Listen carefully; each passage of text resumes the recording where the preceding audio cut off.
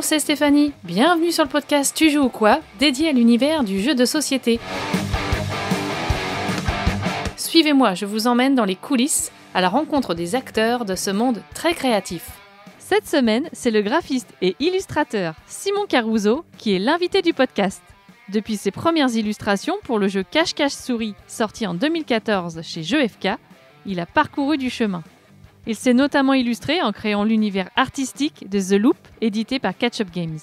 Cette année, c'est le jeu d'association d'idées pour 2 joueurs, Focus, signé par les auteurs Romary Gallonnier et Antonin Bocara, qui a attiré l'attention.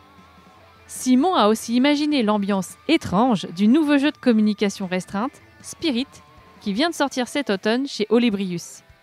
Fin août, c'est au sommet des jeux à Valmeinier que j'ai eu le plaisir d'interviewer Simon. Il m'a parlé de son parcours et de son métier avec passion. Alors aujourd'hui, j'accueille Simon Caruso à mon micro. Je suis contente de te recevoir, Simon. Bienvenue sur le podcast. Et merci beaucoup. Tout le plaisir est pour moi. Je rappelle pour les auditeurs qui écoutent le podcast régulièrement que tu es le souhait de Maud Chalmel pour être interviewée sur le podcast. Donc voilà. Elle est tellement gentille. Elle a insisté, elle m'a dit il faut que tu rencontres absolument la Carousse. C'est comme ça qu'elle t'appelle. Hein. Oui, elle m'a renommé, ouais. C'est comme ça. Il y a des surnoms comme ça qui pop de temps en temps. Voilà. Et elle s'y tient. Elle s'y tient. Alors l'idée, c'est qu'on fasse un petit peu ton parcours dans l'univers du jeu. Qu'est-ce qui t'a amené à entrer dans ce bel univers, voilà, en tant qu'illustrateur? J'imagine que tu étais déjà joueur. Oui, moi je suis joueur avant d'être illustrateur. Ou en tout cas, ça a commencé un petit peu en même temps. Mais ouais, je suis joueur avant tout. Depuis longtemps? Depuis, je sais pas, on a commencé à jouer aux jeux modernes, on va dire, en 2009, quelque chose comme ça, 2008-2009. Au début, aux jeux très populaires, style les loups-garous, Double, Jungle Speed, des choses comme ça. On a commencé vraiment par la base et les trucs les plus populaires, mais qui restaient des trucs autres que le Cluedo ou le Monopoly. Et en fait, tout a commencé... on avait emménagé dans un appartement, donc avec ma femme, ma compagne à l'époque. Enfin, c'est toujours aujourd'hui ma compagne, en fait. C'est ma compagne pour toujours. Et nos voisins du dessous, en fait, quand on a emménagé, ils nous ont invités à venir prendre l'apéro. Donc, on est venu un soir. Et pendant l'apéro, ils nous ont dit « Ah, ça vous dit de jouer à un petit jeu ?»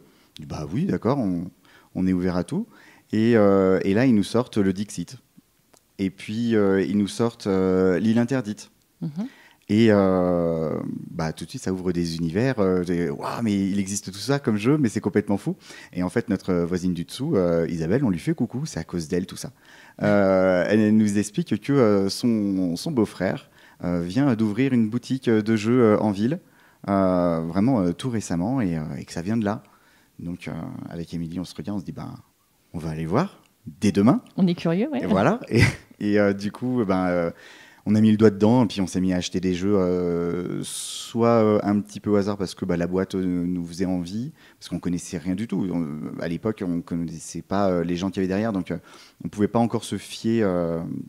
En tout cas, on se fiait pas au nom des auteurs ou des illustrateurs qu'il y avait dessus. On prenait la boîte, on regardait. Voilà, comme, un petit peu comme n'importe qui a commencé. Et puis des fois, c'était notre ludicaire qui nous conseillait. Mais voilà, ça a démarré comme ça. Et puis on a acheté du Onirim, du Dice Town, enfin voilà, tous des jeux de cette époque-là. Forcément, peut-être par des formations professionnelles, je sais pas, moi en jouant, je regarde forcément les dessins. Et le chemin s'est fait petit à petit dans la tête de se dire, pourquoi ne pas lier l'agréable à l'agréable en fait. C'est parce que je faisais de l'illustration, je faisais du graphisme, donc en indépendant, je faisais plein de trucs différents, mais donc c'est vrai que... Plutôt du travail de com, on va dire, ou je faisais de la com, mais aussi des commandes d'illustration pour professionnels et particuliers, vraiment beaucoup de choses diverses et variées. J'en fais encore un petit peu aujourd'hui. Et en fait, mon ludicaire avec des copains, ils ont organisé un salon de jeux de société. Ils avaient organisé donc le festival des vendanges ludiques. Donc c'est où là en fait? On est sur Alors là, on est sur Roanne, on est dans la Loire. Donc à Saint-Vincent-de-Boisset, dans un lieu exceptionnel, dans une immense grange toute réaffectée. Il y avait un pigeonnier, enfin il y avait un grand parc, c'était vraiment super. Ça a duré 5 ans. Après, l'équipe s'est un peu fatiguée, elle a voulu passer la main. Mais pendant ces 5 années, en fait, c'était un festival qui était très prisé par les éditeurs, notamment parce que les éditeurs, déjà, ils venaient eux-mêmes. Ils n'envoyaient pas forcément des animateurs. Il y avait beaucoup d'éditeurs présents. Ils étaient hyper contents. Déjà, ils étaient super bien reçus. L'équipe organisatrice, moi, j'en faisais pas partie. Je donnais un coup de main, mais j'en faisais pas partie.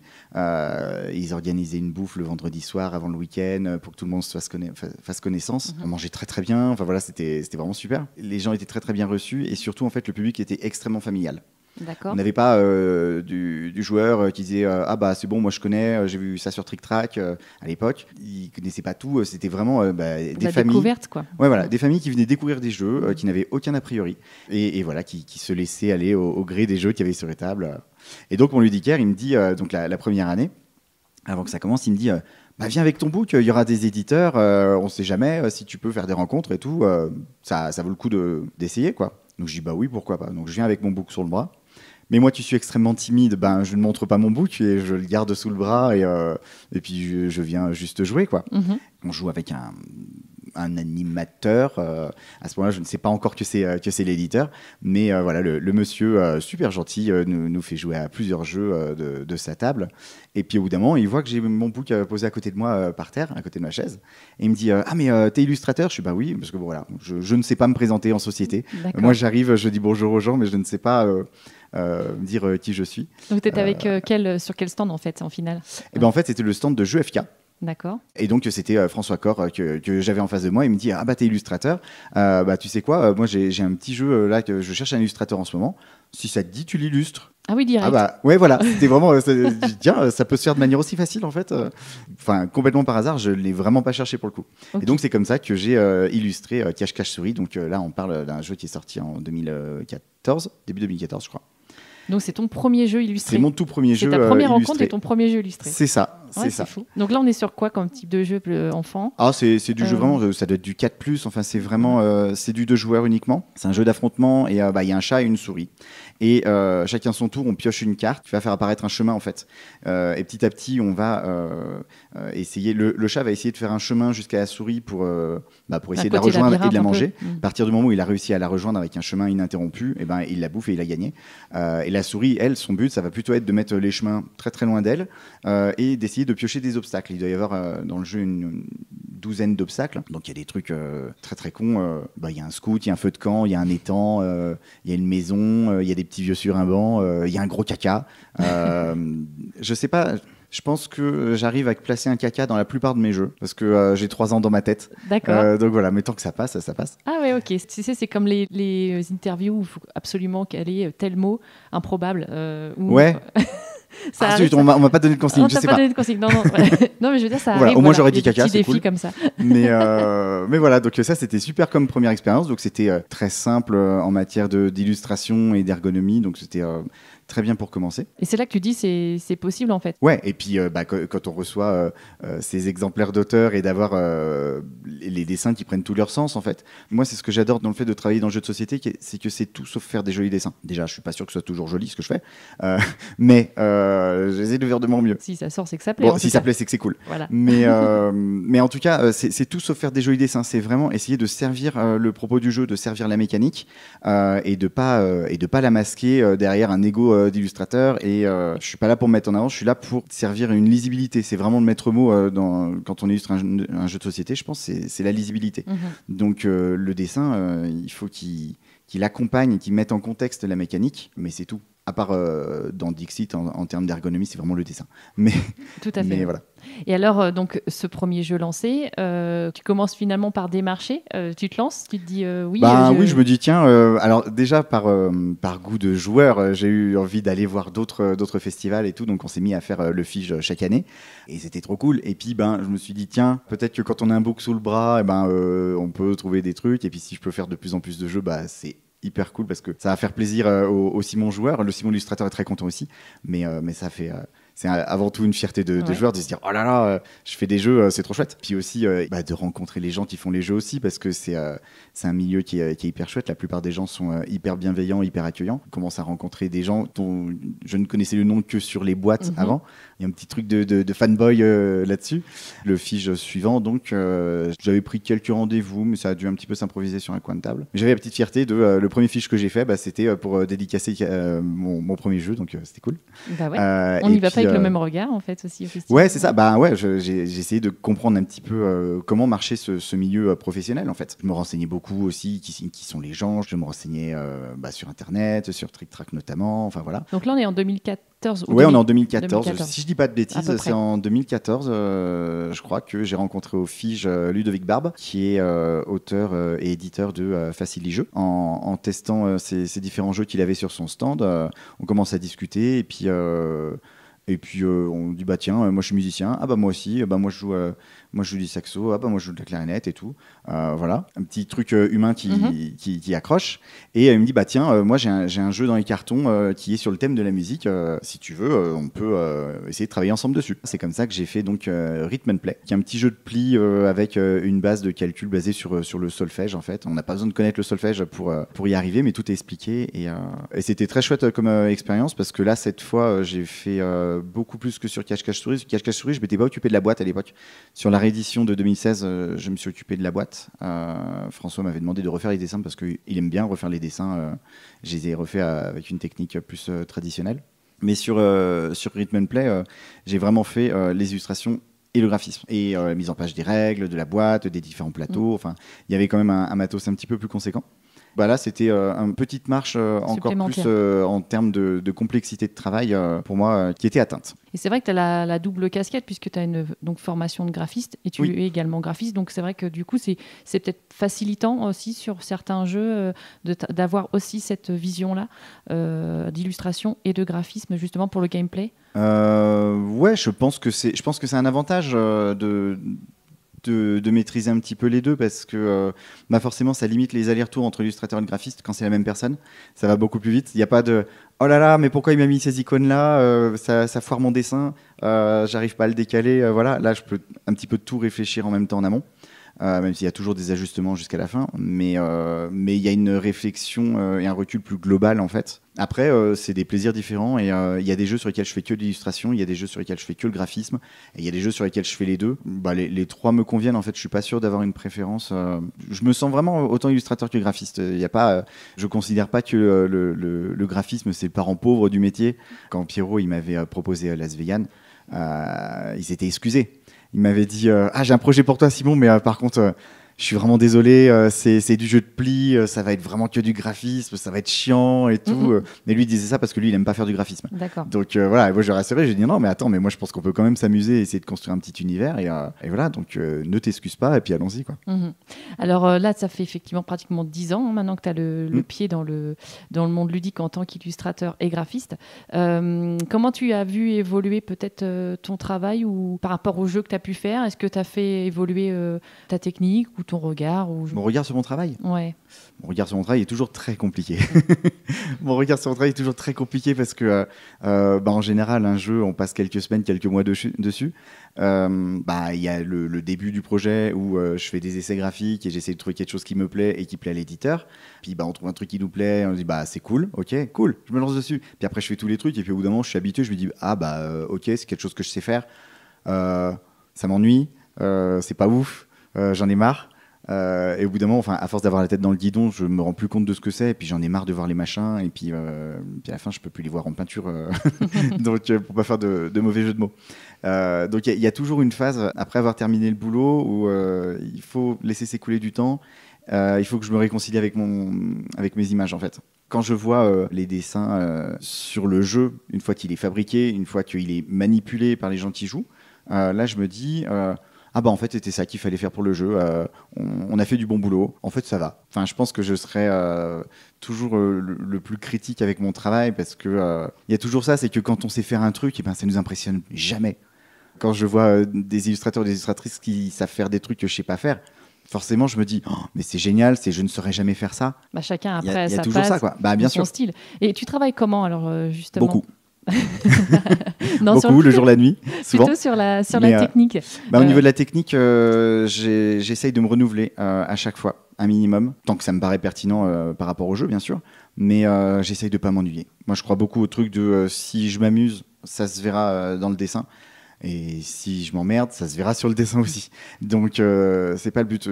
Vraiment, par pur égoïsme, j'essaye de toujours me trouver un petit concept, une nouvelle manière de faire, de nouvelles techniques à mélanger pour faire un truc un peu nouveau que j'ai jamais fait avant. Et aussi parce que quand j'arrive sur un jeu, les gens me font confiance par rapport au boulot que j'ai fait précédemment. Parce qu'on s'entend bien, mais moi je considère que mon boulot, c'est pas de faire du Simon Caruso. Mon boulot, c'est de faire Focus, c'est de faire The Loop. Moi, mon but, c'est vraiment de me glisser dans les pantoufles qu'on m'a prêtées et vraiment de m'effacer derrière le jeu qu'il faut servir, quoi. Mais vraiment pas toujours faire le même style parce que ça veut rien dire au bout d'un moment. Du coup, ce que tu veux dire, c'est que c'est pas grave si on reconnaît pas ta patte. Ouais, c'est ça. D'accord, ok. C'est vraiment... ça. Déjà, voilà, je pense qu'il faut pas avoir ce truc d'ego. Et puis surtout, moi, quand j'ai fait The Loop, ça a été très remarqué. C'est vraiment là où les gens m'ont remarqué, ont remarqué mon travail dans le milieu. Ah, c'est super ce que tu as fait sur The Loop et tout. Une fois, j'ai un éditeur américain qui m'a contacté, qui m'a dit on a adoré ce que tu as fait sur The Loop. On a un jeu de savant fou, un peu années 50 et tout, un peu vintage, machin. On aimerait bien que tu l'illustres et tout. Et je les ai arrêtés tout de suite. J'ai dit les mecs, je ferai pas du The Loop en fait. Je ferai ce jeu-là si vous voulez. Mais je ferai pas du The Loop parce que The Loop, c'est The Loop. Et alors ouais, j'ai forcément quelque part une manière de faire, une manière de styliser les choses de manière assez naturelle.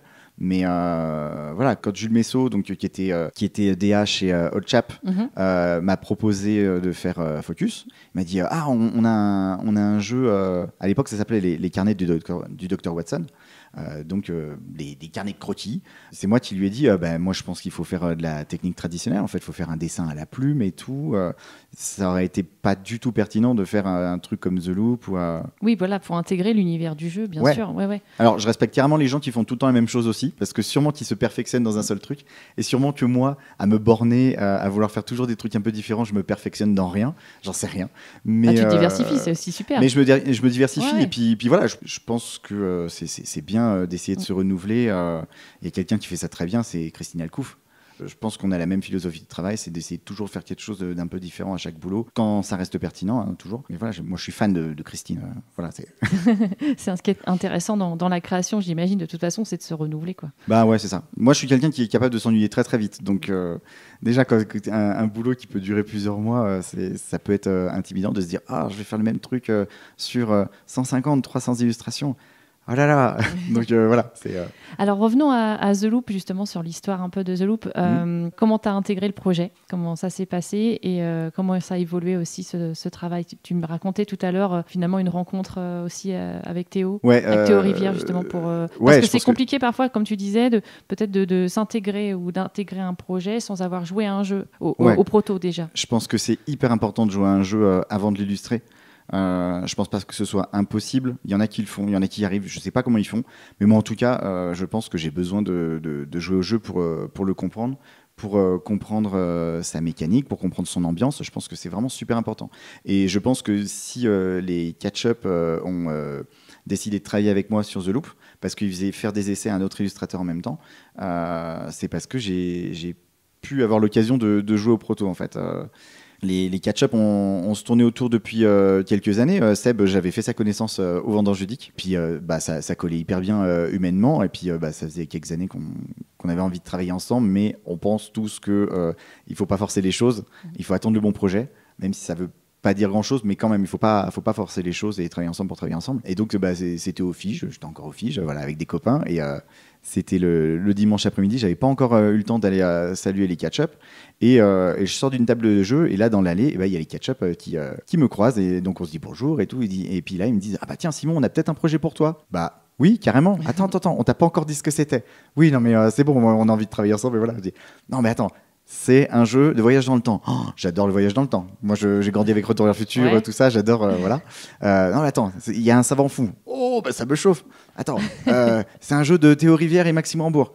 Je suis pas sûr de les connaître, mais ok, allons-y, vas-y, on fait des essais, c'est parti quoi. Donc j'ai fait des essais qui étaient pas hyper concluants, et puis après quand on est au tout début d'un projet, c'est hyper difficile de se projeter sur quelle ambiance on veut donner au jeu, surtout ce projet était particulier parce que c'est un jeu difficile. Est-ce qu'on s'autorisait à faire un jeu marrant, même s'il était difficile, ou alors est-ce qu'on faisait un truc extrêmement sinistre où tu sais que tu vas pleurer. Donc voilà. Et donc, pendant que je faisais les essais, je me suis arrêté une semaine parce qu'on était passagers avec des amis sur la première croisière ludique de Capitaine Meeple.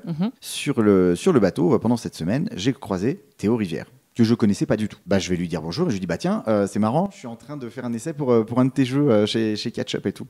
Et je lui dis si jamais tu avais le proto sur toi, ça m'intéresserait carrément d'y jouer, si c'était 5 minutes.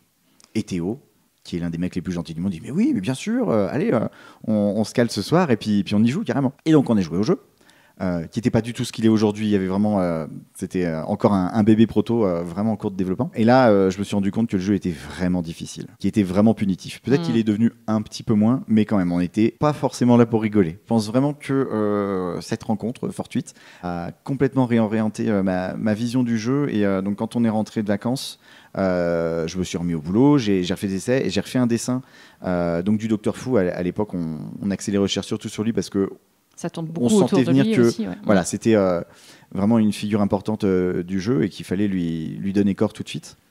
Et là, j'ai dessiné un Docteur Fou méchant. Vraiment, on le voit, on n'a pas envie d'aller lui faire la bise. T'as, on va dire, durci les traits de sur quoi tu avais travaillé précédemment ou t'es vraiment parti non, sur je suis autre vraiment chose parti sur autre chose. Okay. Je lui ai fait une tête en forme de sablier parce que la symbolique me faisait rigoler. Mais par contre, voilà, je lui ai fait une tête de méchant. Vraiment, il n'était pas avenant, quoi. Et donc, j'ai envoyé ça au Catch-Up. Et là, en fait, ce dessin-là les a convaincus. Donc voilà, je pense que c'est vraiment d'avoir joué au jeu que... qui t'a fait comprendre vraiment la mécanique et effectivement le... c'est pour ça que je pense que c'est vraiment crucial de jouer un jeu... avant de l'illustrer, parce que sinon on sait pas trop où on va, et justement je pense que si on n'y joue pas, on va peut-être avoir tendance à mettre juste sa patte sur le jeu sans essayer de laisser la place au reste. Et alors comment ça se travaille justement la relation aussi avec l'éditeur quand tu travailles sur un projet? On te donne un cahier des charges très précis ou au contraire justement tu as beaucoup de latitude?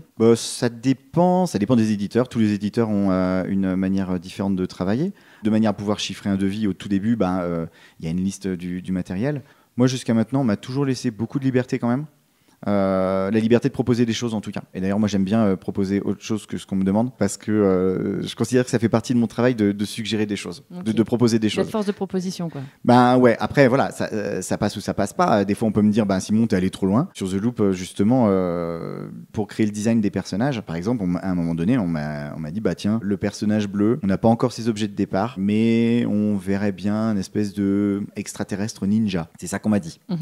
Et là en fait j'ai fait une espèce de pieuvre poilu qui n'avait pas de bras à l'époque, en slip. Je leur ai envoyé ça donc au crayonné. Je fais toujours des crayonnés à faire valider avant d'aller plus loin, bien sûr. Et ils ont réussi ça et ils se sont dit waouh, c'est carrément bizarre, c'est pas ça du tout ce à quoi on s'attendait. Mais ça leur a plu parce que justement, ça les a surpris. C'était quelque chose d'inattendu.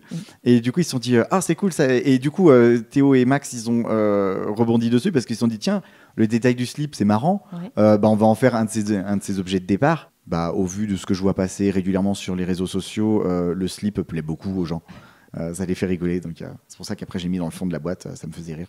Oui, donc c'est chouette parce que c'est vrai que finalement, là, de l'illustration fait évoluer aussi le gameplay parfois. Ouais, c'est vrai que sur The Loop, il y a vraiment eu un travail dans l'échange, quoi.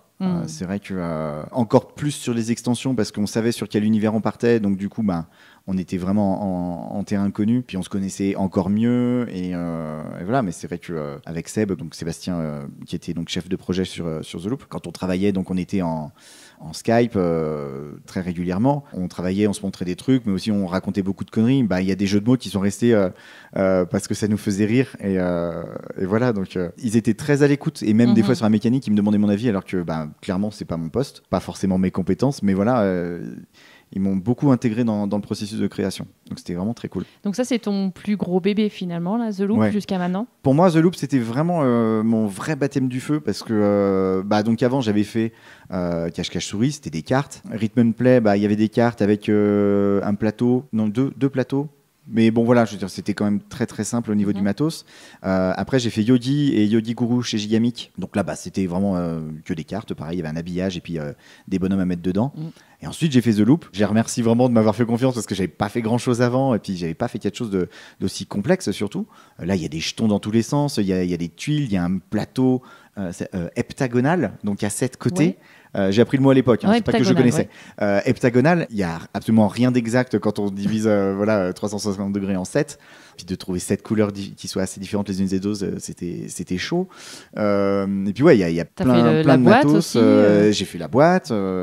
J'ai fait, le seul truc que j'ai pas fait dans The Loop, c'est la mise en page des règles de base du grand livret. Ça, c'est Clément de Catch Up qui s'en a occupé.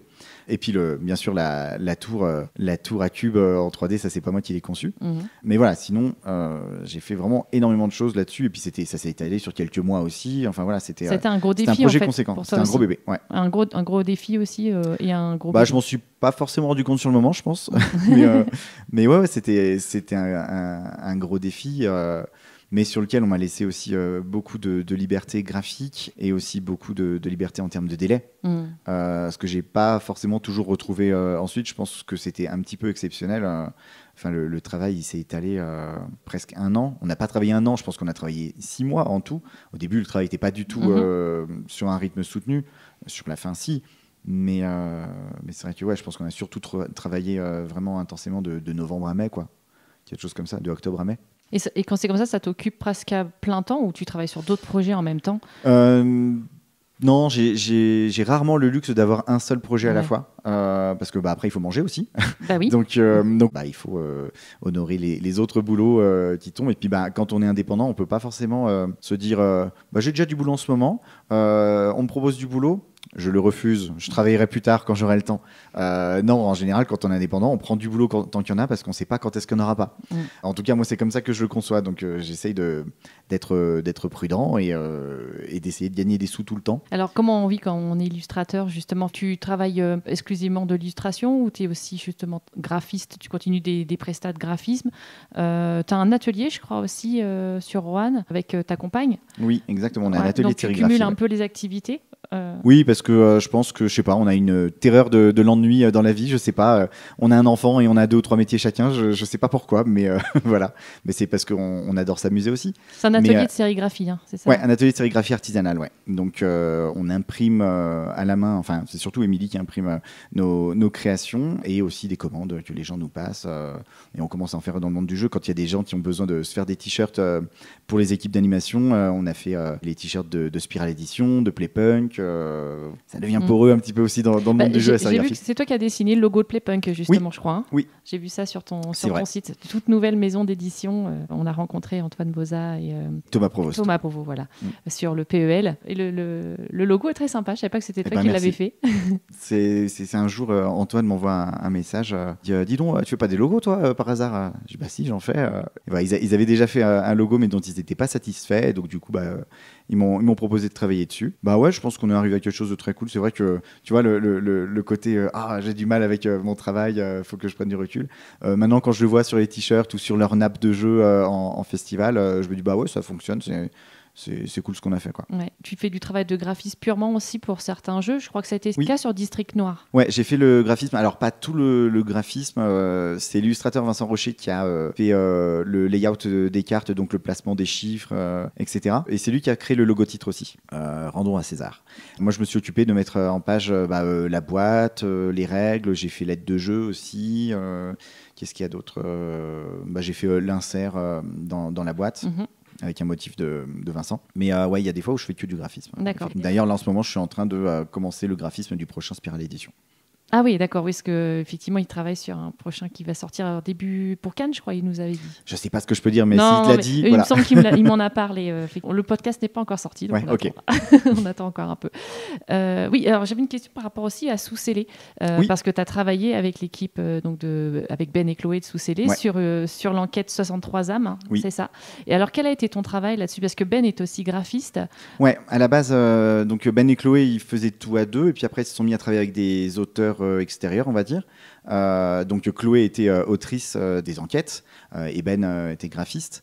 Et au bout d'un moment, en fait, il y a eu besoin de bras tout simplement. Et Théo, qui était en train de travailler sur 63 âmes, Ben a dit tiens, tu connaîtrais pas quelqu'un qui fait du graphisme? Et Théo a donné mon nom. Cette année-là, Théo, il a donné mon nom à plein de gens. Il y a plein de boulot en fait que je dois à Théo d'avoir donné mon contact aux gens. Ça a été la belle rencontre. Donc, ouais, ça c'est un petit peu le Bruno Catala de mon Camille Chaussy, je sais pas. Donc il leur a donné mon contact. J'ai pas fait tout. Ben a fait quelques trucs et il gardait la main sur quelques trucs et des fois ajustait un petit peu des petites choses sur les documents au dernier moment. C'était un petit peu dans la précipitation dans les délais. Mais voilà, j'ai fait donc un travail de graphiste sur Sous-Scellé et c'était hyper chouette parce que c'était un truc que j'avais jamais fait, c'était de faire un travail de faussaire. Donc faire des faux rapports d'autopsie, des fausses ordonnances de médecins. Parce que là, il y a un vrai travail sur le réalisme. Enfin, il faut que ça soit le plus réaliste possible. Ouais, donc tu mets un petit peu des filtres comme si le machin avait été mal photocopié. Tu fais une recherche de typo pour que ça fasse. J'ai fait un magnifique flyer pour la fête du boudin, par exemple. Voilà, je me suis fait énormément plaisir à faire quelque chose de très moche comme on voit dans les vrais villages. D'ailleurs, dans mon village, il y a des trucs encore plus moches des fois. Donc je me suis dit, j'étais pas encore assez dans le réalisme. Donc. Et est-ce qu'il y a du caca dans 63 âmes Est-ce qu'il y a du caca dans 63 âmes? Votre question. C'est une excellente question. Je l'ai pas faite celle-là encore. Et je crois pas. Je crois pas qu'il y ait du caca. Non, des cacas, j'en ai mis. Donc j'en ai mis dans Cache-Cache Souris. J'en ai mis un dans la première extension de The Loop. Et je croyais que jamais ça allait passer. Hein. J'ai dit on va mettre une grosse montagne de caca, ça me fait rigoler. Mais je me suis dit ils vont me répondre mais Simon, grandis un peu. T'es un peu con. C'est bête de faire ça, mais voilà, je sais plus dans quoi j'ai mis un caca. Je sais plus ce que j'ai fait d'autre comme jeu. Mais Focus, voilà, dans Focus, il n'y a pas de caca. Zut, alors on a oublié de mettre un caca. Si je dis pas de bêtises. Mais voilà, après c'est pas toujours. Ça faisait moins Sherlock Holmes peut-être. Mais je pense que Sherlock Holmes faisait caca. Oui, mais est-ce qu'il y avait des enquêtes où il mettait les mains dans le caca? Où il mettait les mains dans le caca pour déterminer qu'est-ce qu'avait mangé le suspect, je sais pas. Mais Bon, on s'arrête. Alors, parle-moi un peu de tes projets, justement. Sur quoi tu travailles et qu'est-ce qui sort bientôt ou qu'est-ce qui est en cours? Qu'est-ce que tu peux me dire? Alors, je disais, donc là, je suis tout juste en train de commencer le graphisme sur le prochain Spiral Édition. J'ai même pas le nom de l'auteur ni de l'illustratrice. Je crois que les deux sont japonais, mais j'ai pas les noms. Donc, pardon si je les cite pas, parce que c'est important de citer les humains qu'il y a derrière une boîte. Mais donc je suis en train de faire ça. On va faire ça jusqu'à cet automne. Là, je viens de terminer Spirit chez Olibrius, qui est un jeu de Julien Protière et Baptiste Laurent. Donc c'est un jeu qui normalement devrait sortir cette fin d'année, si tout va bien. Parce qu'avec les délais de production, on ne sait jamais tout. Il peut toujours y avoir des petites surprises. Mais normalement, c'est prévu pour cette fin d'année. Donc, c'est un jeu de communication avec les esprits. C'est une table Ouija, en fait, la boîte. Et donc, il y a un triangle avec un trou, comme sur les vraies tables de Ouija. Et on communique avec un fantôme pour essayer de déterminer quelle est la raison pour laquelle il ne trouve pas le repos. Ok. Voilà. Un peu d'enquête, c'est coop? C'est coop, il n'y a pas de communication. Donc, c'est-à-dire qu'il y a un fantôme et les autres sont des médiums. Et en fait, les médiums ne communiquent pas entre eux. La seule information commune à tout le monde, c'est vraiment les mots qui vont être épelés sur la table de Ouija. Mais forcément, il va y avoir des contraintes secrètes qu'ont eu les médiums pour essayer de parasiter le mot qui est épelé par le fantôme, parce que bien sûr les médiums, vu qu'ils sont sensibles un petit peu, ils sont sensibles aux autres fantômes qui essayent de leur parler, parce que ils ont pas envie de faire avec eux, les fantômes. Ils ont toute l'éternité, mais ils veulent pas attendre quand même. Donc il y a des lettres parasites qui vont venir se glisser un petit peu au milieu du mot qui est épelé. C'est super sympa. Moi, j'ai joué à Cannes cette année. Et c'est un univers qui t'a inspiré, du coup? C'est un univers qui m'a inspiré. Je savais que j'avais un gros défi graphique là-dessus. Parce que là-dessus, j'ai fait le boulot de graphisme et d'illustration. Et pour les illustrations, en fait, le défi était de faire des dessins flous. Littéralement, mais pas que. Vraiment, c'est des dessins qui servent pas à donner beaucoup d'informations, qui servent uniquement à poser un contexte. Parce qu'il y a toujours une phrase qui est à côté de l'image. Mais l'image, il ne faut pas qu'elle en dise trop. Il faut qu'elle puisse être interprétée de différentes manières. Donc, c'était la première fois que j'avais à faire des dessins qui ne devaient pas en dire trop, quoi. D'accord, pas évident non plus. Donc, c'est assez intéressant à faire. D'autres choses à venir ? D'autres choses à venir. Il y a des projets, il y a des trucs dont les gens me parlent. Tant que c'est pas signé, tant qu'il n'y a rien de fait, il n'y a rien de fait. Et les gens ont le droit de changer d'avis. Tout à fait. Donc normalement, il y a des choses qui vont se préciser cet automne pour un gros projet avec un auteur que j'adore, que j'adore d'amour, mais dont je tairai le nom. Donc pour l'instant, on attend. C'est secret. Mais voilà, j'espère que ça va se signer cet automne parce que j'ai beaucoup aimé le jeu et j'ai hâte de voir où il va. Ok. Je reviens juste sur ma petite question technique tout à l'heure. Tu travailles papier-crayon, tu disais tu fais des esquisses d'abord crayonnées et après tu travailles de quelle manière plutôt numériquement ou je sais pas, tu fais de la pastel, tu changes vraiment de tout au tout. J'essaye toujours de changer. Alors, les crayonnés, c'est le nom qu'on donne, mais maintenant, rares sont les gens qui font des crayonnés avec du crayon de papier. En tout cas, moi, je le fais plus. Okay. Depuis que je suis passé à une tablette graphique il y a quelques années, c'est un tel gain de temps que c'est difficile de revenir en arrière. Alors, c'est malheureux parce que on a beaucoup moins d'originaux, de choses à conserver. Mais en fait, c'est un tel gain de temps que c'est difficile de pas céder à la facilité, en fait. Donc les crayonnés, moi je les fais souvent numériquement ou en dédicace. Bon, j'essaie de faire mieux que des crayonnés en dédicace, mais oui, même si c'est pas l'objet. Après, ouais, tout dépend du projet. C'est vrai que sur The Loop, par exemple, c'est vraiment du 100% informatique. C'est du 100% vectoriel avec des textures de papier, des machins comme ça pour que ça soit moins froid que le vectoriel tout nu. Mais voilà, le dessin, il est fait vraiment sur l'ordinateur. Tu travailles sur quel logiciel ? Je travaille sur la suite Adobe. Ah oui, ok, directement. Ouais, donc la Sainte Trinité, Photoshop, InDesign, Illustrator. D'accord. Pour du graphisme, ça me semble évident, mais moins pour de l'illustration. Mais c'est vrai que... Ouais, et puis que des fois... comme je suis un peu fou, des fois je dessine sous InDesign alors que c'est pas du tout fait c'est fait pour la mise en page. Enfin voilà, des fois je tente des trucs, mais ouais, moi j'aime bien. C'est là-dessus que j'ai été formé en fait à l'école. J'ai essayé des fois de passer sur la suite Affinity, qui est beaucoup moins cher parce que c'est pas un abonnement, c'est vraiment tu payes une fois et c'est pour toute la vie. Et j'y arrive pas quoi. Je l'ai acheté mais pour rien parce que il faudrait vraiment prendre le temps de tout désapprendre et tout réapprendre et c'est compliqué. Alors j'ai toutes mes habitudes sur. Si tu les maîtrises ces outils-là. Ouais, c'est ça. Ouais. Donc bon voilà, je reste marié avec Adobe pour l'instant, même si le modèle économique ne me plaît pas. C'est autre chose. Mais voilà, sinon j'aime bien mixer les choses aussi. Par exemple sur Focus, quand je dis c'est de la technique traditionnelle, ça faisait très longtemps que j'avais envie de faire un jeu en technique traditionnelle. Mais c'est vrai que pour un jeu, pour la souplesse de travail, c'est compliqué de faire des vrais dessins s'il faut faire des modifs et tout. Je faisais le crayonné à la main pour le coup. Par-dessus, je faisais mon ancrage donc à la plume, à l'encre de Chine, que je scannais individuellement parce que par-dessus, à la table lumineuse, sur une autre feuille, je faisais un petit jus d'aquarelle pour faire les ombres, qui était un petit peu retravaillé au niveau des couleurs sur l'ordinateur après. Il y avait une tache d'aquarelle qui était mise derrière pour faire le fond, il y avait une texture papier qui était mise par-dessus, et puis la couleur des objets vraiment était faite sur l'ordinateur de manière à maîtriser une palette de couleurs très réduite. C'est aussi comme ça qu'on peut donner une identité graphique à un jeu. C'était extrêmement hybride Focus, même si à la fin le but était d'avoir un rendu très à la main, quoi. C'est une succession de techniques en fait. C'est vrai que c'est intéressant parce qu'on ne s'en rend pas du tout compte quand on joue, puis quand on ne connaît rien non plus, quoi, bien sûr. Le but c'est qu'on ne s'en rende pas compte, il ne faut pas que ça sente la sueur. Petite dernière question, après on passera au portrait chinois ludique. Quel conseil tu donnerais à un jeune illustrateur justement qui n'oserait pas taper sur l'épaule d'un éditeur ou d'un auteur, puisque voilà, t'es passé par là et t'as été timide. Je sais pas si je suis en position de donner des conseils, mais je pense qu'on peut peut-être considérer que je ne suis plus débutant, donc si je devais donner un conseil à quelqu'un qui débute, je dirais qu'il faut oser, qu'il faut passer par-dessus sa timidité.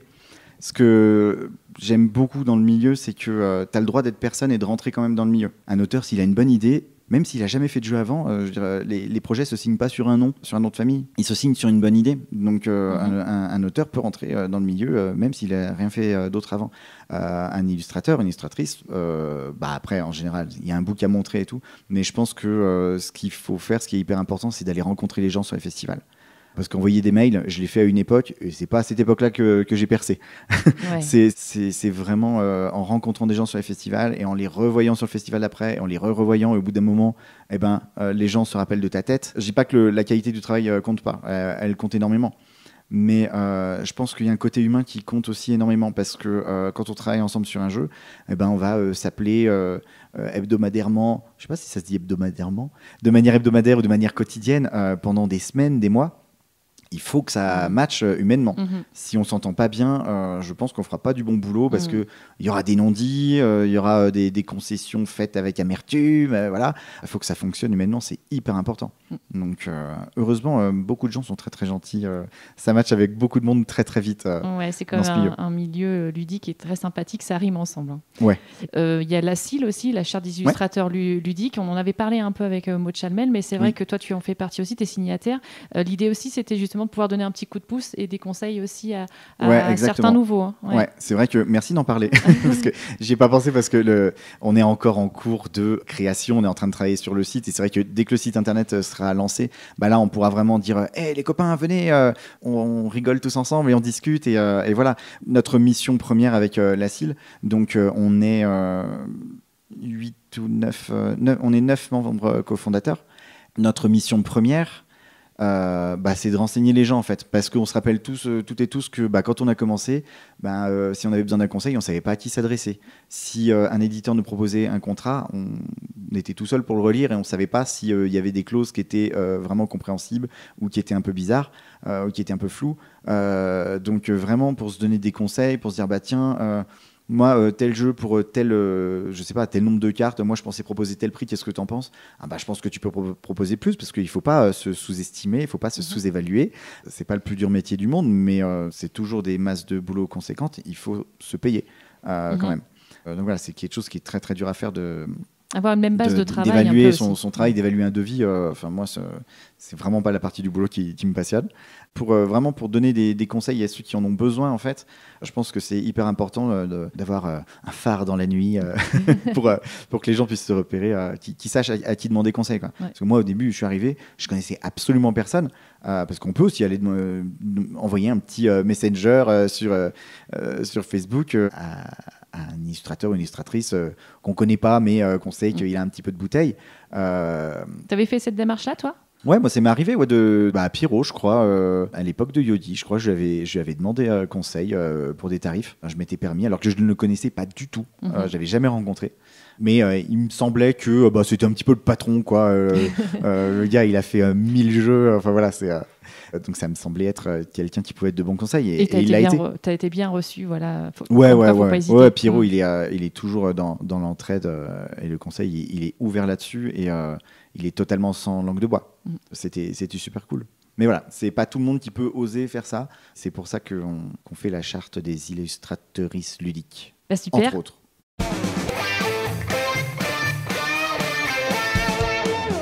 Si tu étais un mode de jeu, lequel serais-tu ? Solo, compétitif, semi-coop Waouh, c'est chaud. Si j'étais un mode de jeu, je crois que j'aime de plus en plus les coopératifs. Enfin, moi, ce que j'aime dans les jeux de société, c'est les gens avec qui on joue. Limite, le jeu, je m'en fous. Il peut être nul, il peut être bien. C'est mieux quand il est bien. Mais l'important, c'est surtout les gens avec qui on joue, je pense. En tout cas, pour moi, c'est ça. Quand il y a le coopératif, il y a encore plus ce côté « on a vécu un truc ensemble ». Et après, c'est aussi rigolo de se foutre sur la gueule. C'est toujours rigolo aussi. Mais ouais, je pense que j'ai envie de dire coopératif. Le travail d'équipe, quoi. Ouais. Si tu étais une mécanique de jeu, ça peut être du draft, ça peut être du rôle caché, du roll and write, tiens. Ouais, moi je pense que... on en parlait tout à l'heure en fait. Avec Émilie, ma compagne, on se rajoute tout le temps des trucs dans notre vie, on fait plein de trucs parce qu'on aime ça. Moi je dirais le deck building. On a un petit paquet de base et puis on en rajoute. Parfois on peut en épurer, je sais pas si c'est possible dans la vie, mais... Oui, ça arrive, je pense. Je trouve que c'est un mécanique qui ressemble un petit peu à la vie en fait. Je parle comme si je connaissais la vie, j'ai que 37 ans, j'y connais rien. Mais ouais, je pense qu'on engrange de l'expérience, puis des fois on vire des trucs. Voilà, moi j'aime bien ça. Ok. Alors en tant qu'illustrateur, si tu étais un auteur de jeu, lequel serais-tu ? Oh là là, c'est à ce moment-là où je vais vexer des gens. Ah ouais. Non, mais j'en sais rien du tout. Quel auteur me correspondrait en philosophie de vie ou quoi ? Ça peut être ça, par exemple, ou ça peut être un auteur que tu apprécies particulièrement et que tu aurais aimé faire ce jeu, par exemple, toi en tant qu'auteur. C'est un peu libre comme question. Comment toi tu l'interprètes ? C'est hyper compliqué. C'est méga chaud. C'est à ce moment-là où tu vas couper des secondes de blanc, en fait. Pas, ouais. Non, je mettrais tic-tac, tic-tac. Tic-tac, tic-tac. C'est super chaud. Je sais pas. J'ai envie de dire Antonin Bocara. Ok. C'est un mec, je sais pas pourquoi, je fais un peu sa tête en plus en parlant, je sais pas, mimétisme. C'est un mec, il est solaire, je trouve.